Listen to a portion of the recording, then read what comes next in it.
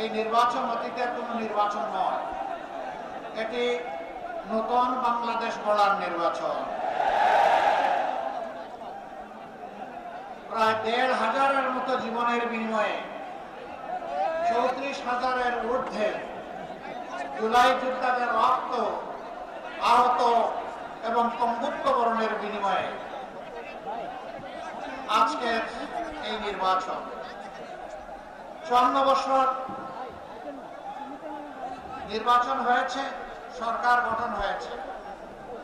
যারা সরকারে এসেছেন আসার আগে তারা জনগণকে সুন্দর সুন্দর কথা শুনিয়েছেন, ওয়াদা দিয়েছেন, কিন্তু ওয়াদার জায়গায় রয়ে গেছে, ওয়াদা তারা বাস্তবায়ন করেননি। যার কারণে সমাজে বৈষম্য দেখা দিয়েছিল, অপরাধ চরম মাত্রা ধারণ করেছিল, দুর্নীতি গোটা সমাজকে একদম ডুবিয়ে দিয়েছিল। এর বিরুদ্ধে আমাদের যুব সমাজ ফুঁসে উঠেছিল একটা মাত্র স্লোগান, উই ওয়ান্ট জাস্টিস। আমরা ন্যায় বিচার চাই, আমার বাঁচার জন্য অধিকার চাই, শিশুর জন্য শিক্ষা চাই, যুবকের জন্য কাজ চাই, মা বোনদের জন্য নিরাপত্তা চাই, ব্যবসায়ীর জন্য নির্ভেজাল ভাবে শান্তিতে নিরাপদে ব্যবসা করার পরিবেশ চাই, কৃষকের জন্য জমিতে নিরাপদে উন্নত মানের ফসল ফলানোর সরঞ্জাম চাই, শ্রমিকের জন্য তার শ্রমের ন্যায্য বিনিময় চাই, কর্ম পরিবেশ চাই। এই সব কিছু ছিল উই ওয়ান্ট জাস্টিস। আমরা ন্যায় বিচার চাই। বাংলাদেশ জামাতে ইসলামের সবচেয়ে বড় মুসলিম সংগঠন বাংলাদেশে। আর কোন সংগঠনের শীর্ষ 11 জন নেতাকে শেখ হাসিনা সরকার খুন করে নাই। আর কোন সংগঠনের নিবন্ধন কেড়ে নিয়ে নাই, আর কোন সংগঠনের প্রতীক কেড়ে নিয়ে নাই, আর কোন সংগঠনের সমস্ত অফিসগুলো তালাবদ্ধ করে রাখে নাই, আর কোন সংগঠনের নেতৃবৃন্দের বাড়িঘর বুলডোজার দিয়ে ভেঙে দেওয়া হয় নাই, আর কোন সংগঠনকে শেষ পর্যন্ত নিষিদ্ধ ঘোষণা করা হয় নাই। এটা একমাত্র সংগঠন বাংলাদেশ জামাত ইসলামী। তবে আমরা বিশ্বাস করি যারা সরকারের বাইরে বিরোধী দল আমরা ছিলাম, সকলেই মজলুম ছিলেন। শুধু বিরোধী দলীয় নেতাকর্মীরা মজলুম ছিলেন না, এদেশের 18 কোটি মানুষ মজলুম ছিল। আলেম ওলামা মজলুম ছিলেন, ছাত্র জনতা মজলুম ছিল, সাংবাদিক বন্ধুরা মজলুম ছিল, সুশীল সমাজের সদস্যরা মজলুম ছিল, ব্যবসায়ীরা মজলুম ছিল, কৃষক শ্রমিক সকলেই মজলুম ছিল।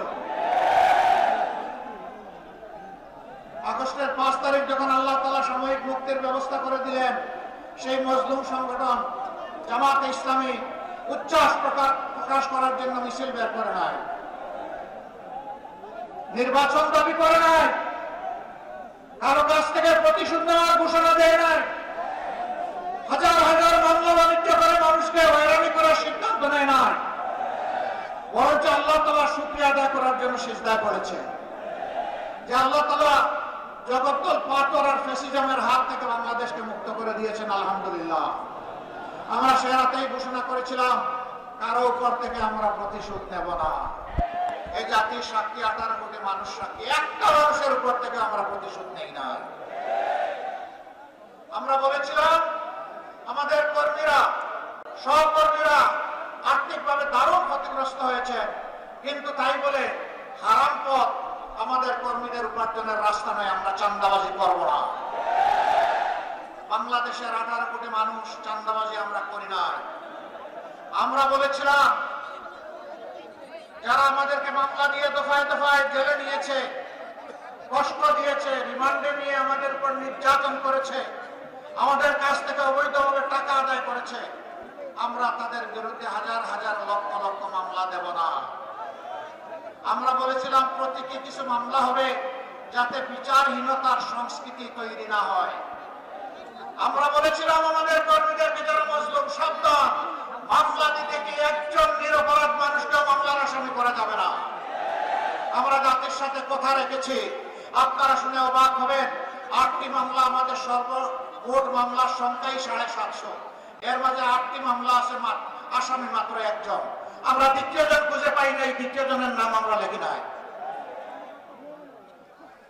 শুধু তাই না, 5 তারিখের পর 6 তারিখ বাংলাদেশে আমাদের সামনে এখন যে ভাইয়েরা দেশের আইন শৃঙ্খলা পরিস্থিতিকে সামাল দিচ্ছেন, সঙ্গত কারণেই সেদিন তারা ছিলেন না। 5, 6, 7, 8 এই 4 দিন ছিলেন না।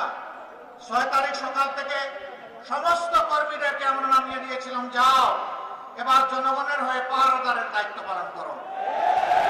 সবগুলো উপাসনালয়, সকল ধর্মের মসজিদ সহ ভালনারেবল হাউসেস, ঝুঁকিপূর্ণ বাড়িগুলো, ব্যবসা প্রতিষ্ঠানগুলো, মানুষগুলো যেই সাহায্য চাইবে তাকেই পাহারা বসাও, তারই পাহারা দাও। পুরো দেশ উঠে বৃষ্টিতে ভিজে রাউন্ড দা ক্লক 24 ঘন্টা আমাদের কর্মীরা সেই দায়িত্ব পালন করেছে।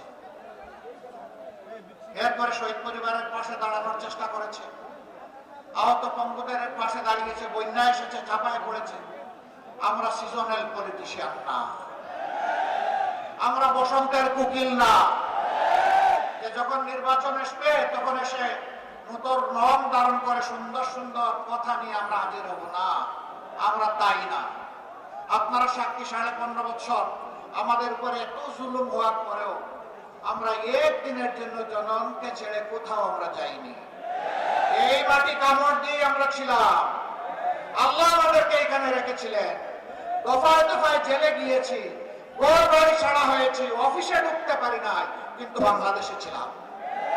আলহামদুলিল্লাহ, এখনো আল্লাহ রেখেছেন। ইনশাআল্লাহ ভবিষ্যতে সুদিন দুর্দিন কি আসবে আল্লাহ ভালো জানেন।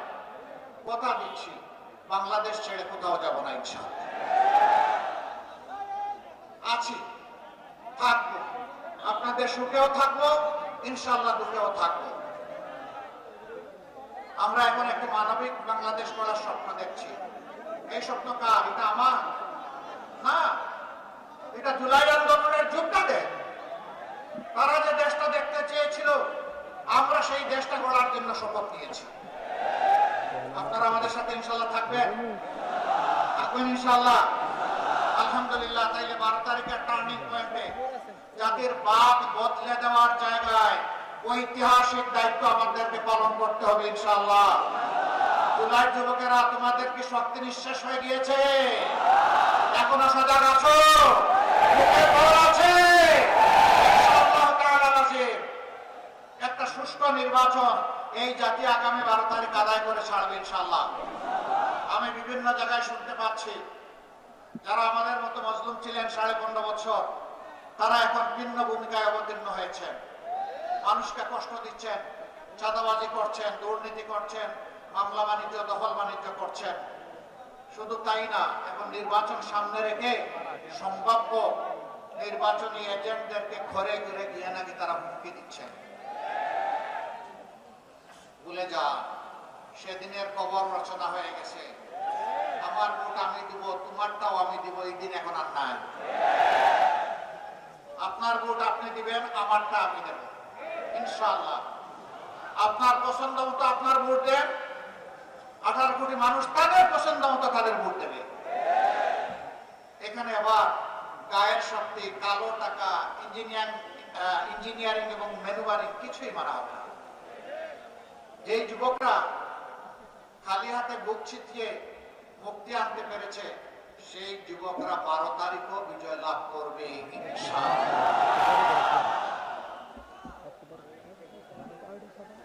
আমাদের যুবকরা,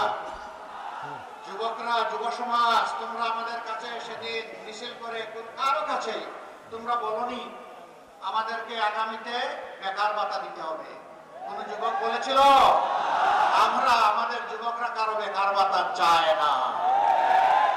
এই যুবকরা অধিকারের জন্য, কাজের অধিকারের জন্য লড়াই করেছিল। আমরা কথা দিচ্ছি, তোমাদের হাতকে শিক্ষার প্রশিক্ষণ দিয়ে ভরে দেবো ইনশাআল্লাহ। তারপরে তোমাদের মজবুত হাতে কাজগুলা তুলে দেবো ইনশাআল্লাহ। এরপরে বলবো আমাদের বাংলাদেশটা তোমরা গড়ে দাও। আমরা আগামীর বাংলাদেশ তোমাদের হাতে উপহার দিতে চাই। যুবকরা তৈরি আছেন? হাত তুলুন। মাশাআল্লাহ, আবার বৃদ্ধ বনিতা সবাই যুবক। ইয়েস, তাইলে আমিও যুবক, আপনিও যুবক। ইনশাআল্লাহ সকলের প্রত্যাশার বাংলাদেশ, আগামী 15 তারিখ আমরা নতুন সূর্য পাবো ইনশাআল্লাহ। আমরা বড় রেডি করেছে জুলাই 15 তারিখ আমাদের মেয়েদের গায়ে ঢাকা বিশ্ববিদ্যালয়ে যখন হাত দেওয়া হয় সারা বাংলাদেশে আগুন জ্বলে উঠেছিল। আমরা মায়েদের কাছে ঋণী। 16 তারিখ আবু সাইদ চিৎকার দিয়েছে উত্তরবঙ্গে দাঁড়িয়ে, আমার অধিকার আমাকে দে, না হয় আমাকে একটা গুলি দে। সে বলেছিল বুকের ভিতরে তুমুল ঝড়, বুক পেতেছি গুলি কর। জাতির জন্য বুকে গুলি লুফে নিয়েছে, পিঠে নেয় না, কারণ সে বীর সন্তান। বন্ধুগণ, সেদিন অনেকে বাধ্য হয়ে স্বৈর শাসকের হুকুম পালন করতে তার বাধ্য হয়েছিলেন। আমরা জাতিকে নিয়ে পিছনে যেতে চাই না, আমরা জাতিকে নিয়ে সামনে যেতে চাই।